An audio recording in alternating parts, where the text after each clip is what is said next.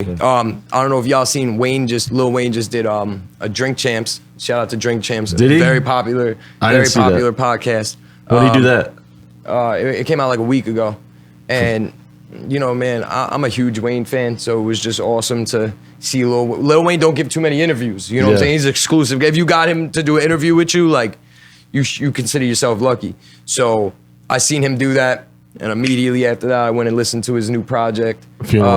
I might just be biased because I'm a Wayne fan. I thought it was amazing. I thought it was a lot better than the last couple that he's dropped. I feel like it had just like a lot more of that raw, like just like you got the metaphors, like you got like the beats were like on like another level.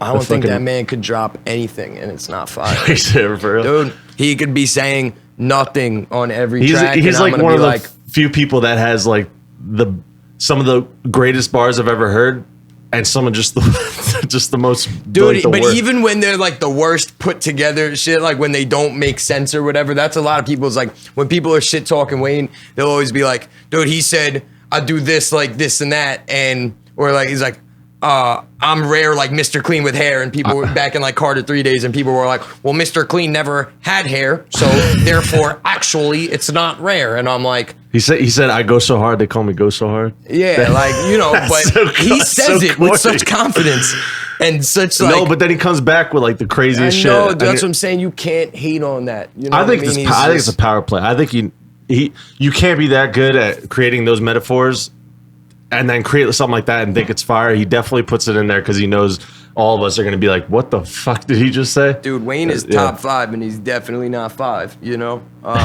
Where you put him? Oh, you put Wayne in your top 5, so who's the rest? Hard. It's so hard to answer a question like that, though, because on any given day, my top 5 could just change. You know what I'm saying? Because I could be listening to, let's just say, I'm listening to Lil Wayne, and I really get into. I'm not really like just like a singles kind of person. Like if I like an artist, like I'm downloading the discography. I gotta bump each album. You know what I mean? Like even back in like you remember the New Boys days, the You're a Jerk kids. Yeah. You know what I mean? Like bro, even then when they dropped, I'm not gonna lie, I was corny and I was on like the jerking movement and all that with my no rhythm ass. But like I still went and I got the album. And I played the whole album, and I was like, "Yo, this actually has some joints on it." You played the whole album? Oh, many times. I got it. I remember walking down the hallways in like 10th grade, bumping that. You know, they had that song "Crickets" with Tyga, "Tie Me Down," "Backseat." Like, you know, I gotta be honest. Because if you listen to that shit now, like honestly, this is my opinion. I think honestly, from 2000 to like 2010 or 2006 or 8.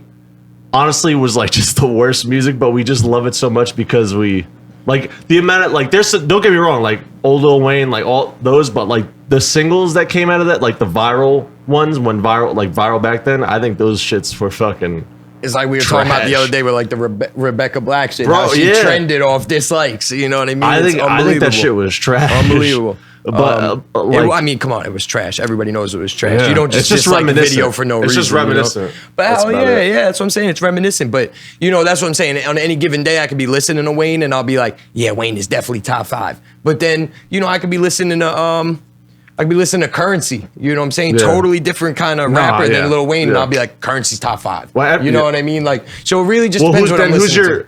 Because that could be your top 5 of what you listen to, but I mean, I guess recently, like from what I've been listening to, I'd say, and this is in no specific order, but like, I'd say like Sue Surf definitely in my top 5. Sue Surf, he's a battle rapper I grew up on battle rap. You know what I'm saying? Me and a couple of my homies, we got like group texts for battle rap, group chats and all that. I went and seen my 2 favorite battlers, Matt Hoffa and Hollow the Don, battle each other front row. You know what I'm saying? In the city. Irving Plaza. Okay. You know, I waited online like for like 6 hours to be in the very front. You know, so it was, you know, I'm really into like the battle rap shit. So one of the biggest things that they say about battle rappers is that they can't make good music. And a lot of the times it's been proven true. But then you got somebody like Sue Surf who comes along and says, that's a fucking lie. And he gets mad famous. You know what I'm saying? He's got his own, he's got his own, like, not podcast thing, but he's got his own, like, show where he goes on Instagram Live and just goes on live with people and asks them stupid questions, you know? And it's gone, like, viral and shit. And you know, it's just nice to see somebody who came up from the battle rap that I was watching in 2010. You know, he battled this dude called Conceited, who's on Wild and Out now. Yeah. So I'm sure a lot of people know who Conceited is. They battled like 7 years ago, 6 or 7 years ago, and it dropped on Christmas. And I remember like, that's what I did on Christmas. You know what I'm saying? Instead of going to like family's house, I waited till 4 p.m. when they dropped that battle. Like I'm just super into battle rap. So you know who I want to get back into battle rap? Who? Blind Fury. You know Blind Fury? Yeah, but we're talking about a completely different spectrum of battle rap. You know what I'm saying? No, I'm not saying he's not a battle rapper. I guarantee you put Blind Fury against anybody.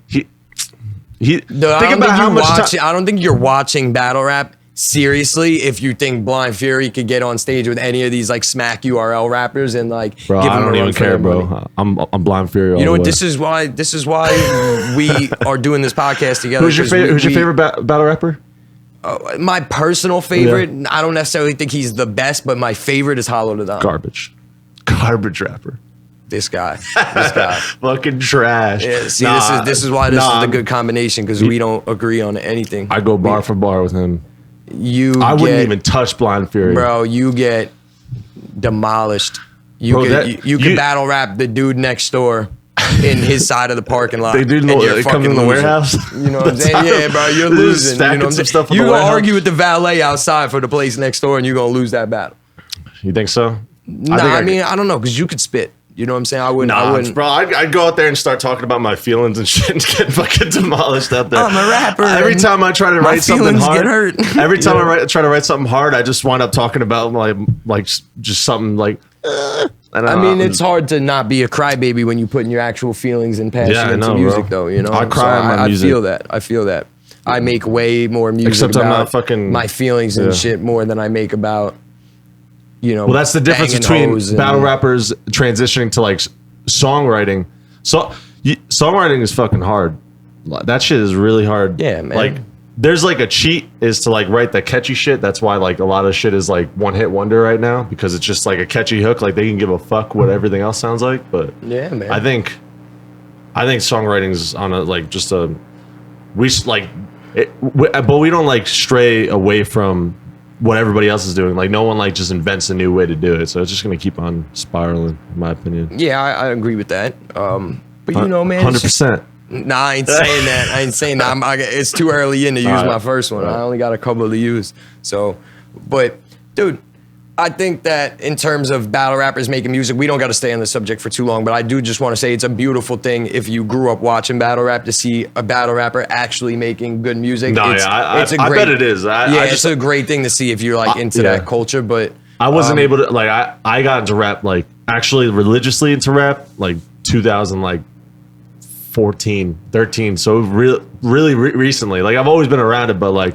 I grew up, my dad was just like a direct reflection of him. So gotcha. He was like, "Fuck rap, this shit's bullshit." Listen to the Bee Gees. You got a dude like you got a dude like Sue Surf, who's a battle rapper, a great battle rapper. Yeah. Some would say he's the best battle rapper out there, and he makes amazing music. Then you got somebody like my favorite battle rapper, Hollow the Don, and his music is garbage. Like that man should not be on a beat at all. You know what I mean? Like, and people tell him that, and he knows it, so he don't really do it like that no more. He's still battle raps though, but it is what it is. But in terms of like the top 5 conversation, like it would be so hard to just answer that question because on any given day, my top 5 could change. You know, there's some days where I'm not listening to rap music at all. There's some days where I'm listening to his rap music. Honestly, it's kind of a stupid question. Like it's always going to change. Like unless you're looking at stats. By the time y'all view this on Wednesday, like there's going to be a different top 5. I'm going to be listening to somebody else. And it's just like boring to hear people's answers like on like the actual like who do you think the top 5 Biggie, Tupac, like they Drake, always J. Cole, Kendrick for the new generation. They always start out the same. I want to hear someone say something different. They always start out the same, man. What do you think about? What about you? Who's a couple in your top 5? You know what I'm saying? No specific order. You don't have to name all 5. Just a couple people you listening to right now. Probably. I mean, I'll always do the generic Cole just because that's what started me to keep going. That's like where I base most of my shit for. Honestly, my top 5, like there's some like pretty like new underground ones. Like I like Cole's always gonna be there, but I like fucking Marlon Craft. Yeah, Marlon Craft. Yeah. I don't know if you ever heard of Radimus. I have no idea who that is. He's up and coming right now too. They're making moves, like they're way past where I am, but like they're fucking. There's a lot of like I've been really into new artists just because like I listen to all the artists that we take in and out like over here, so like I'm like I could always go back to listen to the fucking old ones. I want to hear because people. they'll be there. They're And you could just see their story in 4 discographies. Like I like listening to like new people because when you catch them before they blow up, it's almost like you scouting talent. Yeah, you know you could see the move, like you could see everything as it's going. Like he drops an album, like he's in this mood right now. Like it's all you're seeing a side by side, and when you like listen to old shit, like it just like I love it, and I always have stuff that's like the theme song, like to like My Day or whatever. But like I like just seeing the process. That's just like more in my mood. I think that's better. I definitely feel that.